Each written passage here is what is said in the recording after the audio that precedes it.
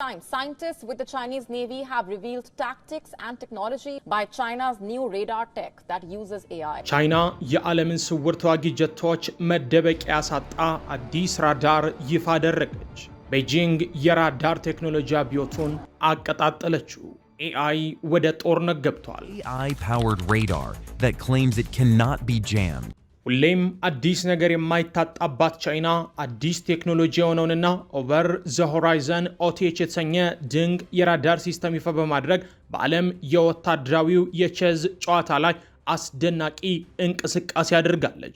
ለበርካታ አስርት ዓመታት በሰማይ ላይ ትልቁ የድል ካርድ ተደርጎ የሚወሰደው ስቲልዝ ወይም መሰወር ነበር። ይህ ማለት እንደ F-35 እና F-22 ያሉ በሚሊዮን የሚቆጠር ዶላር የሚወጡ የጦር ጀቶች ሳይታዩ የማጥቃት ችሎታ ወይም ስውር ገዳይነት ነው። ነገር ግን ይህ አዲሱ የቻይና OTH ራዳር ቴክኖሎጂ ያንን የመሳወሪያ ካባ ገፎ ለመጣል ተነስተዋል። ዝቅተኛ ድግግሞሽ ወይም ላው ፍሪኩዌንሲ ያላቸውን ሞገዶች በመሬት ከባቢ አየር ላይ በማንጸባረቅ ቻይና የስውርነት ወይም ስቲልዝ ቴክኖሎጂን በአስደናቂ ሁኔታ ዋጋ አልባ አድርገዋለች። ሰሞንኛ በዛሬው ድንቅ የመሳሪያ ዳሳ ጥንቅሩ የቻይና አስደናቂ ራዳር ምን የተለየ ብቃት እንዳለው መቼና የት እንደምትጠቀመው ብሎም ይህ ቴክኖሎጂ ለዓለም አቀፍ ደህንነት ምን ማለት እንደሆነ በጥልቀት ያስመለክታችኋል። እስከ መጨረሻው አብራችሁን ቆዩ። አይገርምም?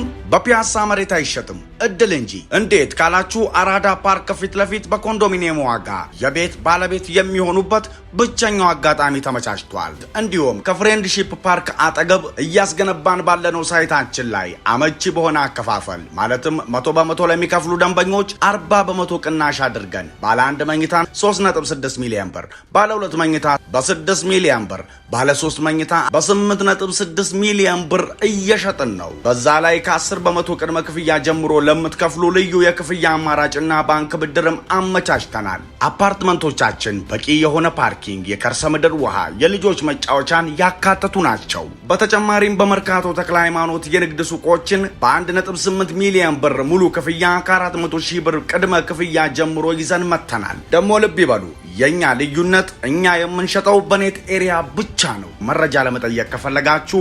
በ0919422374 ወይም 0980750606 ላይ ይደውሉልን።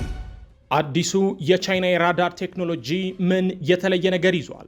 ስለ ባህላዊ ራዳር ስናስብ አብዛኛውን ጊዜ የምናስበው የማይታይና ቀጥተኛ ጨረር የሚያመነጭ የሚሽከረከር ዲሽ ነው። የተለመዱ የራዳር ሲስተሞች በቀጥታ መስመር በሚጓዙ ከፍተኛ ድግግሞች ባላቸው ማይክሮዌቮች ላይ ይመሰረታሉ። ይህ ከፍተኛ የሆነ የእይታ መስመር ወይም ላይን ኦፍ ሳይት ገደብ ይፈጥራል። ኢላማው ከአድማስ በታች ከበረረ፣ ከተራራ ጀርባ ከተደበቀ ወይም የመሬትን ከርቬቸር ለራሱ መደበቂያነት ከተጠቀመበት ራዳሩ በቀላሉ ሊያየው አይችልም። ከዚህም በላይ እንደ አሜሪካው F-35 ላይትኒንግ 2 እና F-22 ራፕተር ያሉ አምስተኛ ትውልድ ስውር አውሮፕላኖች የተሰሩት እነዚህን ከፍተኛ ድግግሞች ያላቸው ሞገዶች ለማምከን ተብለው ነው። የሆኑት የራዳር ጨረር የሚያወጡ ማቴሪያሎቻቸው ኃይሉን ይመጡታል። እንዲሁም ሹልና ማዕዘናዊ ቅርጽ ያላቸው የአውሮፕላኖቹ አካላት የተረፈውን ማንኛውንም ሞገድ ከራዳሩ ተቀባይ ወይም ሪሲቨር እንዲርቅ አድርገው ይመልሱታል። ነገር ግን የቻይናው አዲስ የኦቨር ዘ ሆራይዘን OTH ራዳር ያንን ባህላዊ አሰራር ሙሉ በሙሉ ከጥቅም ውጭ ያደርገዋል። በቀላሉ ሊመለሱ የሚችሉ ከፍተኛ ድግግሞሽ ያላቸው ማይክሮዌቮችን ከመጠቀም ይልቅ ይህ አዲስ ሲስተም ዝቅተኛ ድግግሞሽ ያላቸውን የሬዲዮ ሞገዶች ወደ ሰማይ ይተኩሳል። እነዚህም ረጅም ሞገዶች በቀጥታ ወደ ጠፈር አይጓዙም። አዮኖስፌር ከተባለው በኤሌክትሪክ ቻርጅ የተደረገ የመሬት የላይኛው ከባቢ አየር ንብርብር ጋር ይጋጩና ወደ መሬት ገጽታ ይመለሳሉ። ይህ የሰማይ ሞገድ ወይም ስካይዌቭ ነጸብራቅ የመሬትን መዞር ሙሉ በሙሉ በማለፍ ራዳሩ በሺዎች የሚቆጠሩ ኪሎሜትሮች ርቀት ላይ የሚገኙ ኢላማዎችን ከላይ ቁልቁል እንዲመለከት ያስችለዋል። የስውር ወይም ስቲልዝ ተዋጊ ጀቶች ከፊት ወይም ከጎን የሚመጣን ራዳር ለማምለጥ በአየር ዳይናሚክስ እና በጂኦሜትሪ የተመቻቹ ስለሆኑ ከአይኖስፌር ወደታች የሚዘንበው የራዳር ሞገድ የሚመታው ያልተመቻቸውንና ሰፋ ያለውን የላይኛውን ክፍላቸውን ነው። ከዚህም በላይ አሁን ያሉት የስውር ሽፋኖች ዝቅተኛ ድግግሞች ላላቸው የሞገድ ርዝመቶች እጅግ በጣም ደካማ ናቸው። ለOTH ራዳር በሚሊዮን የሚቆጠር ዶላር የሚያወጣው ስውር ጀት ልክ እንደ መደበኛ የንግድ አውሮፕላን ጉልህ ሆኖ ይታየዋል። ይሁን እንጂ እዚህ ላይ ፍጹም የሆነ የጨዋታ ቀያሪ ነገር አርቲፊሻል ኢንተለጀንስን ወይም ኤአይን ማካተቱ ነው። የኦቲኤች ምልክቶች በሚታወቅ ሁኔታ ጫጫታ ወይም ኖይዚ የበዛባቸው ናቸው። ሞገዶችን ከከባቢ አየር ላይ ማንጸባረቅ ከፍተኛ መጠን ያለው የጀርባ ጣልቃ ገብነትና የከባቢ አየር መጨናነቅን ይፈጥራል። ቻይና እጅግ ዘመናዊ የሆኑ የኤአይ ስልጠ ቀመሮችን ወይም አልጎሪዝሞችን ማካተቷ ይህንን የማይንቀሳቀስ ጫጫታ በፍጥነት በማጣራት እጅግ በጣም ደካማና የተበታተኑ የስውር ጀቶች ምልክቶች ከተፈጥሯዊ የከባቢ አየር ጫጫታ ለይቶ ያወጣቸዋል። ይህ በስሌት ደረጃ በሰከንድ ውስጥ በዓለም አቀፍ የሳር ክምር ውስጥ መርፌን ከመፈለግ ጋር የሚስተካከል ተግባር ነው።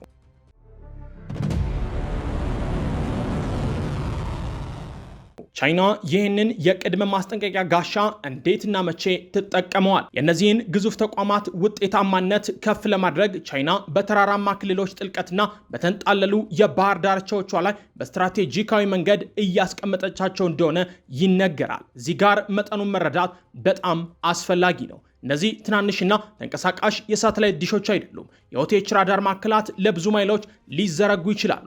ቻይና እነዚህን ወደ መሃል ሀገርና በባህር ዳርቻዎች ላይ በማስቀመጥ ወደ ፓሲፊክ ውቅያኖስ ርቆ የሚዘረጋና ከፍተኛ ውዝግብ ያለባቸውን አካባቢዎች የሚሸፍን የማይበገር የቅድመ ማስጠንቀቂያ ክንድ ትፈጥራለች።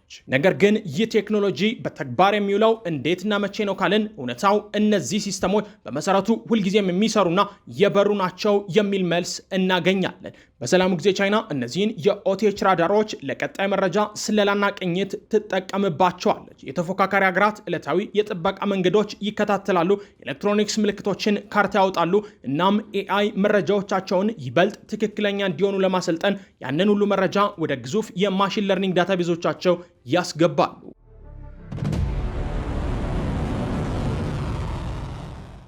በግጭት ሁኔታ ውስጥ ይህ ራዳር የቻይና ወሳኝ አጋር ይሆናል። የስውርነት ወይም ስቴልዝ ዋናው ጥቅም ያልታሰበ አደጋ መፍጠር ነው። የጠላትን የአየር ክልል ጥሶ መግባት፣ እንደ የእዝ ማዕከላት ወይም የአየር መከላከያ ባትሪዎች ያሉ ወሳኝ ኢላማዎችን መምታትና ጠላት ጥቃት እየደረሰበት መሆኑን ከማወቅ በፊት ለቆ መውጣት የቻይና ኦቲኤች ኔትወርክ የተቀየሰው ልክ ይህንን ጥቅም ለማስወገድ ታስቦ ነው። የሚመጡትን ስውር ቦምብ ጣዮች ወይም ተዋጊ ጀቶች በመቶዎች ወይም በሺዎች ከሚቆጠሩ ማይሎች ርቀት ላይ በማወቅ የቻይና ጦር በጦርነት ውስጥ በገንዘብ ሊገዛ የማይችለውን አንድ ሀብት ያገኛል። እርሱም ጊዜ ነው። ይህ የቅድመ ማስጠንቀቂያ አንድ ስውር ተዋጊ መሳሪያ ወደሚለቅበት ርቀት ከመድረሱ ከረጅም ጊዜ በፊት ፈጣን ጠላፊ ጀቶች እንዲያሰማሩ፣ ተንቀሳቃሽ ከምድር ወደ አየር ሚሳኤል ባትሪዎችን ቦታ እንዲያዘዋውሩና መከላከያቸውን እንዲያዘጋጁ ያስችላቸዋል።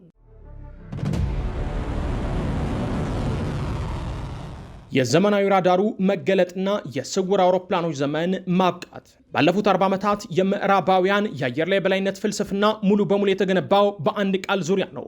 እሱም መደበቅ ወይም ኮንሴልመንት በሚል ቃል። እነሱ አውሮፕላኖችን ለጠላት ሴንሰሮች ፈጽሞ እንዳይታዩ ለማድረግ ትሪሊዮን ዶላሮች በየጊዜው ፈሰስ ያደርጋሉ። ነገር ግን ይህ የቻይና በኤአይ የተደገፈ ኦቲኤች ራዳር ይፋ መደረግ በዘመናዊ የኤሌክትሮኒክስ ጦርነት ውስጥ ትልቅ ለውጥን ያሳያል። አሁን ላይ የሴንሰርና የዲቴክሽን ቴክኖሎጂዎች ከመደበቅ አቅም በከፍተኛ ፍጥነት እየበለጡ ናቸው። ስውርነት በመሰረቱ ፓሲቭ መከላከያ ነው። ሙሉ በሙሉ የተመሰረተው የጠላት ሴንሰሮች በቂ አለመሆን ላይ ነው። ፊዚክስ እንደሚነግረን ምንም አይነት አውሮፕላን ሙሉ በሙሉ የማይታይ ሊሆን አይችልም።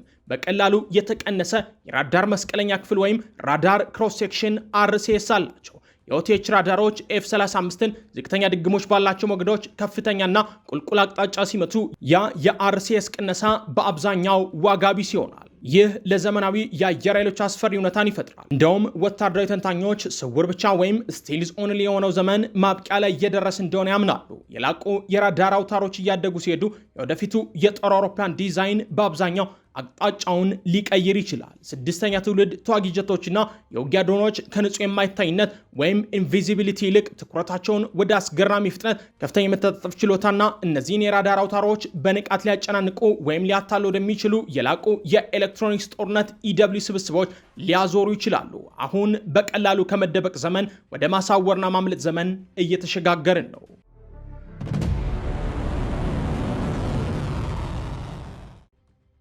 ዓለም አቀፉ የራዳር ውድድር አሜሪካ፣ ሩሲያና ቻይና።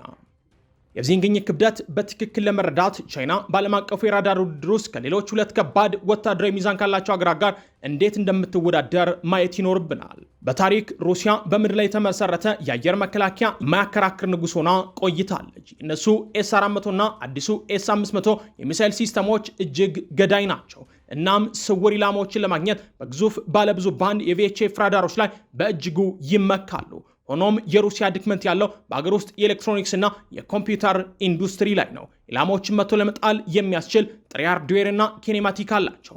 ነገር ግን ቻይና በፍጥነት እያዳበረች ያለው የላቀ የኤአይ ማስኬጃ ኃይልና ባለብዙ ስፔክትራል ሴንሰር ውህደት በከፍተኛ ደረጃ ይጎድላቸዋል። አሜሪካ ደግሞ በጣም የተለየ መንገድ ነው የተከተለችው። ዩናይትድ ስቴትስ ኃይሏን በዓለም አቀፍ ደረጃ ስለምታንጸባረቅ በቀዝቃዛው ጦርነት ማብቂያ ላይ ከግዙፍ በመሬት ላይ ከተመሰረቱ የኦቲኤች ራዳሮች ርቃለች። በምትኩ አሜሪካ በአየር ላይ በላይነት ትመካለች። ግዙፍ በአየር ላይ የተመሰረተ ቅድመ ማስጠንቀቂያና ቁጥጥር የራዳር አውሮፕላኖችን በማብረር በከፍተኛ ደረጃ የተሳሰሩ ተንቀሳቃሽ የምድር ራዳሮችን በመጠቀም ላይ ታተኩራለች። አሜሪካ በጦር ሜዳ ያለውን እያንዳንዱን ንብረት በማስተሳሰር ወይም ኔትወርኪንግ ረገድ የላቀች ናት። አንድ ኤፍ-35 ጀት ኢላማን አግኝቶ ያንን መረጃ ወዲያውኑ ለባህር ኃይል አውዳሚ መርከብ ማስተላለፍ ይችላል። ነገር ግን በአየር ላይ ያሉ ራዳሮች ለረጅም ርቀት ሚሳይሎች በቀላሉ የተጋለጡ ናቸው። እናም አሜሪካ አሁን ጠንካራና በሀገር ውስጥ የተመሰረተ የኦቲኤች መሰረተ ልማት መኖሩን እንደገና መገንባት ሊያስፈልጋት የሚችል ግዴታ መሆኑን እያወከችው መጥታለች። ቻይና በመሰረቱ የሁለቱንም ምርጥ ጎኖች እየወሰደችና በሚቀጥለው ትውልድ ቴክኖሎጂ እጅግ በጣም እያሳደገችው ትገኛለች። ትክክለኛ የሚሳይል ጠላፊዎቻቸው በታሪክ ከሩሲያ ፍጹም አዳዲስ ሞዴሎች ትንሽ ወደ ኋላ ሊቀሩ ቢችሉም የሴንሰር ቴክኖሎጂያቸው አሁን አከራካሪ በሆነ መልኩ ወደፊት እየገፋ ነው። እጅግ ግዙፍና ከፍተኛ ደረጃ ላይ በደረሰ የአገር ውስጥ የኤሌክትሮኒክስ ዘርፍ ምስጋና ይግባውና ቻይና ኤአይን በፍጥነት በማሰማራት ግዙፍ የዲጂታል ራዳሮችን መገንባትና ከኦቲኤች ራዳሮች ሳተላይቶችና የኤሌክትሮኒክስ መጥለፊያዎች የሚገኙ መረጃዎችን በማጣመር አንድ ጥርት ያለ የጦር ሜዳ ምስል በመፍጠር እውነተኛ የሴንሰር ውህደትን ማሳካት ትችላለች።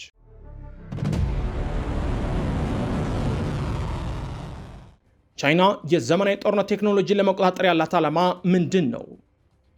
ይህ የራዳር ግኝት ለብቻው የተከሰተ ክስተት አይደለም። ቻይና የወደፊቱን የዓለም አቀፍ ጦርነት ለመቆጣጠር ባቀደችው ዕቅድ ውስጥ ዋነኛ ምሰሶ ነው። የነሱ አጠቃላይ ወታደራዊ ስትራቴጂ ጸረ መዳረሻ የአካባቢ ክልከላ ወይም አንቲ አክሰስ ኤሪያል ዲኒያል በመባል ይታወቃል። ግቡ የውጭ ሀገራትን መቆጣጠር ሳይሆን በገዛ ግዛታቸው ዙሪያ የማይበገር የኤሌክትሮኒክስና የጦር መሳሪያ ምሽግ መፍጠር ሲሆን ይህም ማንኛውም ተቀናቃኝ በድንበራቸው አቅራቢያ ኃይልን ለማንጸባረቅ በሂሳብና በገንዘብ ደረጃ የማይቻል እንዲሆን ማድረግ ነው። የቻይና በዓለም ጦርነት ቴክኖሎጂ ላይ ያላት የበላይነት እየተፋጠነ ያለው ያልተለመዱና አዳዲስ ስርዓቶች ላይ ከፍተኛ መዋዕለ ንዋይ ለማፍሰስ ባላቸው ፈቃደኝነት ላይ ተመስርቶ ነው። ባህላዊ ወታደራዊ ኃይሎች ያለፉትን 2 አስርት ዓመታት ነባር መድረኮቻቸውን ደረጃ በደረጃ በማሻሻል ሲያሳልፉ ቻይና በኳንተም ራዳር ምርምር፣ በትንበያ ኤአይ ስልተ ቀመሮችና እንደነዚህ ያሉ የኦቨር ዘ ሆራይዘን አደራደሮች ባሉ ግዙፍ የመሰረተ ልማት ፕሮጀክቶች ላይ ሀብቶችን በማፍሰስ ዘላቸዋለች። ኤሌክትሮማግኔቲክ ስፔክትረሙን እንደ አንደኛው ክፍለ ዘመን በጣም ወሳኝ የጦር ሜዳ አድርገውም እየቆጠሩት ነው። ዲቴክሽን ጥበብ በመቆጣጠር ቻይና የጦርነትን ስነ ልቦናዊ ስሌት እየቀየረችው ነው። አንድ ተቀናቃኝ ሀገር በጣም የላቁና ውድ የሆኑ ስውር ተዋጊ ጀቶቻቸው ማኮብኮቢያውን ለቀው በወጡበት ቅጽበት ሊታዩና ኢላማ ሊደረጉ እንደሚችሉ ካወቀ ለግጭት ያለው ፍላጎት በከፍተኛ ሁኔታ ይቀንሳል። በመጨረሻም በኤአይ የተደገፈው የቻይና የኦቲኤች ራዳር ስርዓት ከቴክኖሎጂ በላይ ነው። እሱ ኃይለኛ ስትራቴጂካዊ መከላከያ ነው። በሚደብቀውና በሚፈልገው አካል መካከል ባለው ዘመናዊ የጦር መሳሪያ ውድድር ውስጥ ፈላጊው አካል እጅግ ግዙፍና አስተዋይ የሆነ ማሻያ እንዳገኘ የሚያረጋግጥ ነው። የተወደዳችሁ የሰሞንኛ ቤተሰቦች የዛሬው ጥንቅራችን የኔን ይመስል ነበር። አብራችሁን ስለቆያችሁ ምስጋናችን ከልብ ነው። ሰብስክራይብ በማድረግ ቤተሰቡን ሰናይ ጊዜ። አይገርምም? በፒያሳ መሬት አይሸጥም እድል እንጂ። እንዴት ካላችሁ አራዳ ፓርክ ፊት ለፊት በኮንዶሚኒየም ዋጋ የቤት ባለቤት የሚሆኑበት ብቸኛው አጋጣሚ ተመቻችቷል። እንዲሁም ከፍሬንድሺፕ ፓርክ አጠገብ እያስገነባን ባለነው ሳይታችን ላይ አመቺ በሆነ አከፋፈል ማለትም 100% ለሚከፍሉ ደንበኞች 40% ቅናሽ አድርገን ባለ 1 መኝታ 3.6 ሚሊዮን ብር፣ ባለ 2 መኝታ በ6 ሚሊዮን ብር፣ ባለ 3 መኝታ በ8.6 ሚሊዮን ብር እየሸጥን ነው። በዛ ላይ ከ10 በመቶ ቅድመ ክፍያ ጀምሮ ለምትከፍሉ ልዩ የክፍያ አማራጭና ባንክ ብድርም አመቻችተናል። አፓርትመንቶቻችን በቂ የሆነ ፓርኪንግ፣ የከርሰ ምድር ውሃ፣ የልጆች መጫወቻን ያካተቱ ናቸው። በተጨማሪም በመርካቶ ተክለ ሃይማኖት የንግድ ሱቆችን በ1.8 ሚሊዮን ብር ሙሉ ክፍያ ከ400 ሺህ ብር ቅድመ ክፍያ ጀምሮ ይዘን መተናል። ደሞ ልብ ይበሉ፣ የኛ ልዩነት እኛ የምንሸጠው በኔት ኤሪያ ብቻ ነው። መረጃ ለመጠየቅ ከፈለጋችሁ በ0919422374 ወይም 0987506006 ላይ ይደውሉልን።